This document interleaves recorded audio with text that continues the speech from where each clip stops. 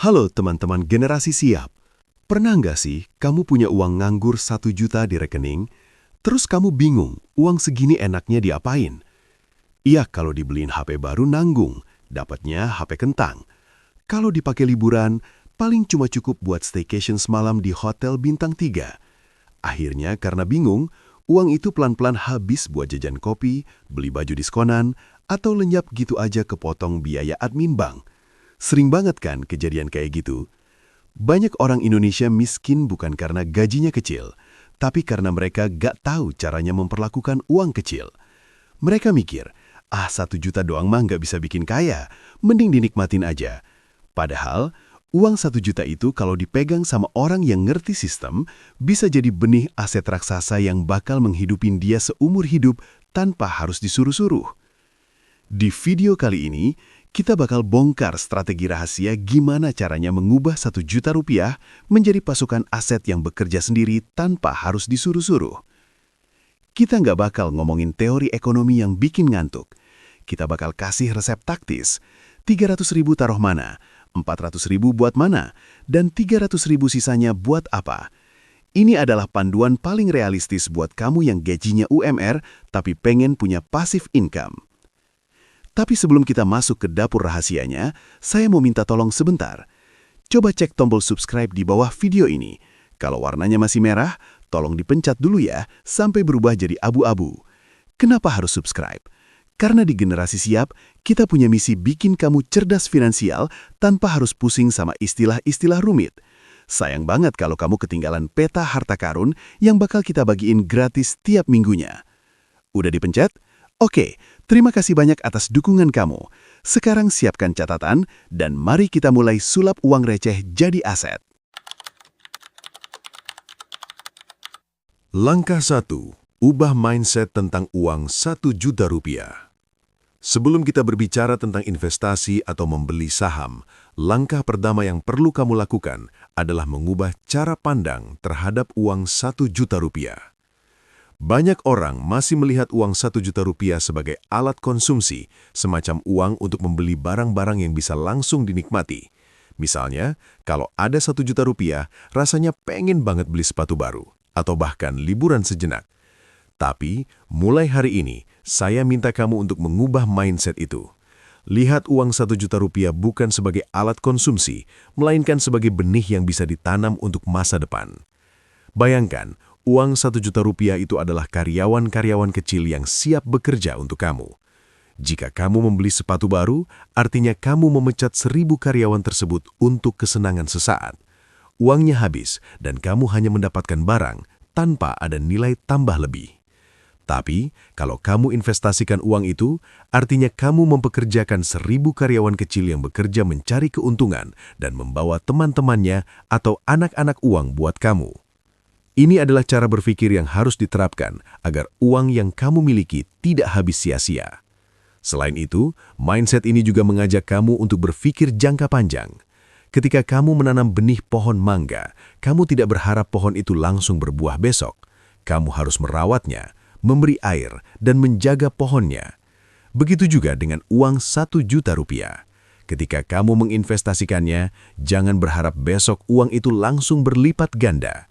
Uang tersebut akan tumbuh dan setelah beberapa tahun bisa menjadi sumber penghasilan yang terus mengalir. Yang penting, sistem investasi yang kamu bangun harus konsisten dan terus dijaga. Fokus pada proses, bukan hasil yang cepat. Mengubah cara pandang ini adalah langkah pertama untuk membangun kebiasaan investasi yang sehat. Jika kamu sudah bisa melihat uang bukan hanya sebagai alat konsumsi, tapi juga sebagai sumber daya yang bisa tumbuh dan bekerja untuk kamu, maka kamu sudah berada di jalan yang benar.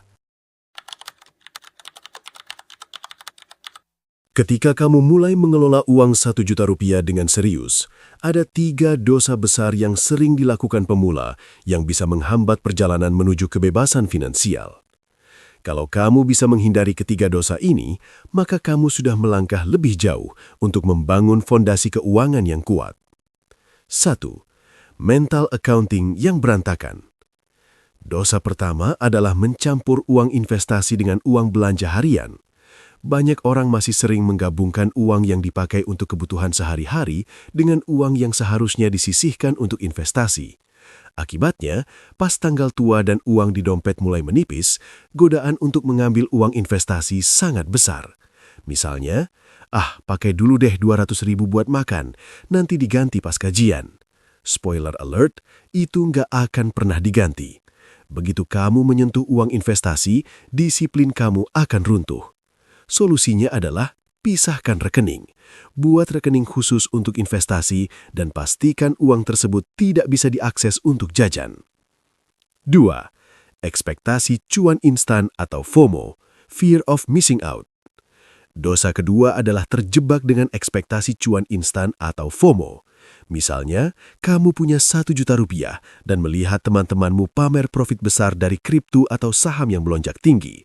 Tanpa pikir panjang, kamu langsung ikut beli saham atau koin yang belum tentu jelas fundamentalnya. Besoknya, harga turun drastis dan uang 1 juta rupiah kamu bisa saja hanya tersisa 100.000. Ini adalah contoh klasik dari spekulasi bodoh yang bukan investasi. Ingat, jangan pernah berharap keuntungan besar dalam waktu singkat. Uang kecil seperti 1 juta rupiah sangat rapuh kalau dipakai untuk spekulasi tinggi. Fokus pada investasi jangka panjang yang lebih aman dan stabil. 3. Mengabaikan investasi leher ke atas. Dosa ketiga adalah mengabaikan investasi pada diri sendiri. Banyak orang terlalu sibuk mencari tahu saham apa yang bagus, tapi lupa bahwa aset terbesar mereka adalah diri mereka sendiri. Investasi pada otak dan keterampilan jauh lebih cuan daripada membeli saham atau reksadana. Jadi, sisihkan sebagian dari uang 1 juta rupiah untuk meningkatkan kemampuan diri, entah itu melalui buku, kursus, atau pelatihan. Keahlian baru yang kamu peroleh bisa meningkatkan penghasilanmu lebih besar daripada keuntungan dari saham sekalipun. Dengan meningkatkan skill, kamu bisa mendapatkan penghasilan tambahan yang lebih stabil dan berkelanjutan. Menghindari 3 dosa besar ini akan membantu kamu untuk lebih fokus, disiplin, dan mengelola uang dengan cara yang tepat. Ingat, investasi yang baik dimulai dengan mengelola diri sendiri dan menghindari godaan yang bisa merusak tujuan jangka panjangmu. Langkah 3. Strategi 30-40-30 untuk alokasi uang. Sekarang kita masuk ke bagian yang paling penting. Bagaimana cara membagi uang 1 juta ini agar efektif menjadi mesin aset yang bekerja untuk kamu. Jangan taruh semua uang di satu tempat, karena itu akan sangat berisiko. Kita akan menggunakan strategi 3 lapisan pertahanan untuk alokasi uang. Berikut adalah rumusnya yang perlu kamu catat. 1. 30% untuk stabilisasi, atau Rp300.000. Lapisan pertama adalah fondasi. Ambil Rp300.000 dari modal kamu dan masukkan ke instrumen yang stabil, aman, dan liquid. Pilihlah produk seperti reksadana pasar uang atau bank digital bunga tinggi. Kenapa? Karena tujuan utama lapisan ini bukan untuk mencari keuntungan besar, melainkan untuk melatih psikologi kamu dalam berinvestasi. Dengan menaruh uang di instrumen ini, kamu akan merasa lebih nyaman melihat uangmu bertumbuh meskipun dengan bunga yang kecil. Perasaan ini sangat penting, terutama bagi pemula, karena melihat grafik investasi yang bergerak naik walau pelan akan memberikan rasa percaya diri bahwa uang itu bisa bekerja.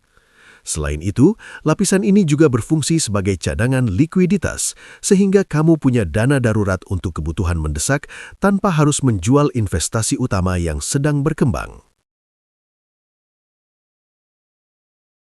2. 40% untuk pertumbuhan, Rp400.000. Lapisan kedua adalah mesin utama.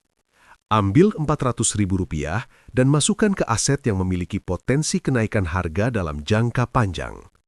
Reksadana indeks IDX 30 atau saham blue chip adalah pilihan yang baik untuk pemula. Mengapa? Karena dengan reksadana indeks atau saham blue chip, kamu membeli saham perusahaan-perusahaan besar dan mapan di Indonesia, seperti BCA, Telkom, BRI, dan Mandiri.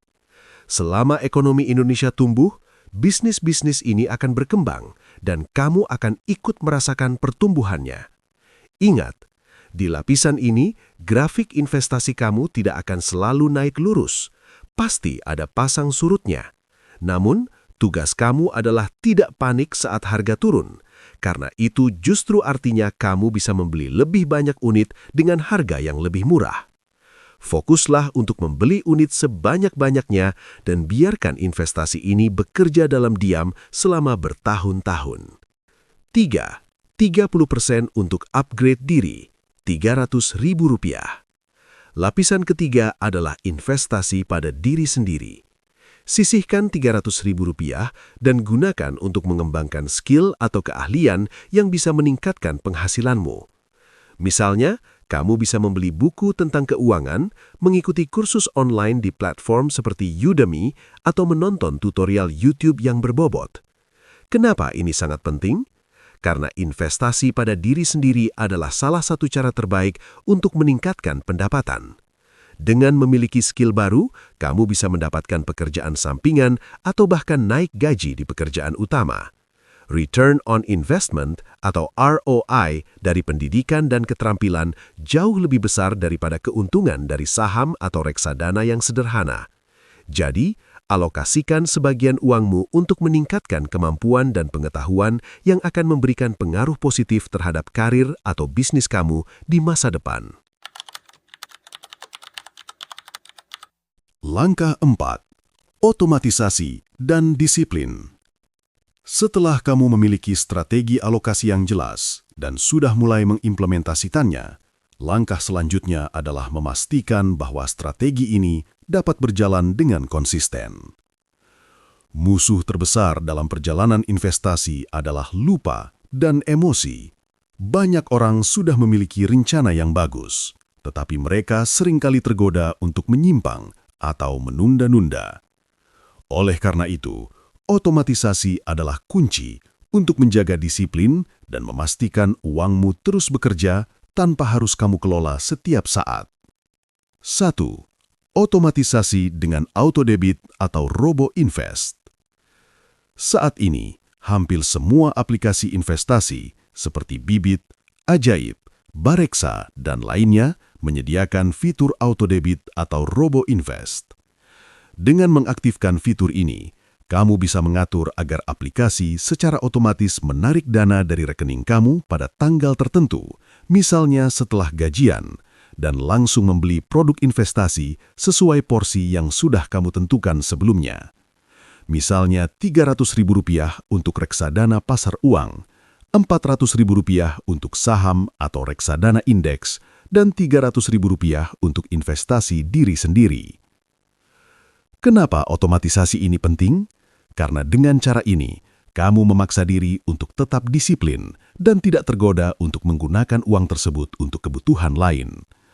Uang yang masuk ke akun investasi akan langsung teralokasi sesuai dengan rencana, tanpa kamu perlu khawatir untuk memikirkan atau menyesuaikan kembali keputusan tersebut setiap bulan. Dengan begitu, kamu bisa menjaga agar uangmu terus berkembang tanpa gangguan. Membuat uang bekerja sendiri. Dengan otomatisasi, kamu membuat sistem investasi yang bekerja sendiri. Kamu tidur, uang kamu tetap bergerak. Kamu bekerja, investasi kamu tetap tumbuh. Kamu liburan, perusahaan blue chip yang kamu beli sahamnya tetap berjalan. Ini adalah definisi sesungguhnya dari passive income, uang yang bekerja lewat sistem yang sudah kamu set di awal. Tanpa harus repot-repot mengawasi setiap pergerakan pasar atau merasa khawatir dengan fluktuasi harga saham. Disiplin untuk konsisten. Disiplin adalah kunci utama dalam investasi. Otomatisasi tidak hanya membantu kamu untuk tidak tergoda menggunakan uang investasi, tetapi juga memastikan kamu tidak melewatkan kesempatan berinvestasi setiap bulan. Sistem ini akan berjalan otomatis meskipun kamu sedang tidak berada di rumah, sedang sibuk bekerja, atau bahkan sedang liburan. Pastikan kamu tetap konsisten setiap bulan. Jangan biarkan keraguan atau godaan menghentikan kamu dari menjalankan rencana yang sudah dibuat. Dengan konsistensi, hasil investasi kamu akan terasa seiring waktu dan memberikan dampak yang positif bagi masa depan finansialmu. Mengubah 1 juta menjadi aset yang menghasilkan bukanlah hal yang instan atau sulap, melainkan proses yang membutuhkan disiplin, konsistensi, dan pemahaman yang benar tentang cara mengelola uang. Ingat, uang kecil bukanlah hal yang remeh. Seperti membangun gedung pencakar langit, semuanya dimulai dari batu bata yang kecil-kecil. Jika kamu tidak bisa mengelola 1 juta dengan baik, bagaimana mungkin kamu akan dipercaya untuk mengelola 1 miliar rupiah? Jadi, tantangan saya untuk kamu hari ini adalah cek rekening atau dompetmu. Kalau ada uang nganggur atau pengeluaran yang bisa dipotong, kumpulkan 1 juta pertama kamu atau berapapun yang bisa kamu mulai. Praktekkan strategi 3 lapis tadi, 30% untuk stabilisasi, 40% untuk pertumbuhan, dan 30% untuk upgrade diri. Jangan ditunda, karena tindakan nyata hari ini lebih berharga daripada 1000 rencana di kepala. Kalau kamu merasa video ini membuka pikiran kamu, tulis di kolom komentar, "Saya siap ubah receh jadi aset." Jadikan itu janji kamu pada diri sendiri untuk mulai mengelola uang dengan bijak. Jangan lupa untuk share video ini ke teman-teman kamu yang masih sering menghabiskan gaji mereka untuk gaya hidup tanpa memikirkan masa depan. Terima kasih sudah menonton sampai habis. Kalian adalah calon orang sukses yang siap berproses. Sampai jumpa di video Generasi Siap berikutnya. Tetap konsisten, tetap semangat, dan salam mapan.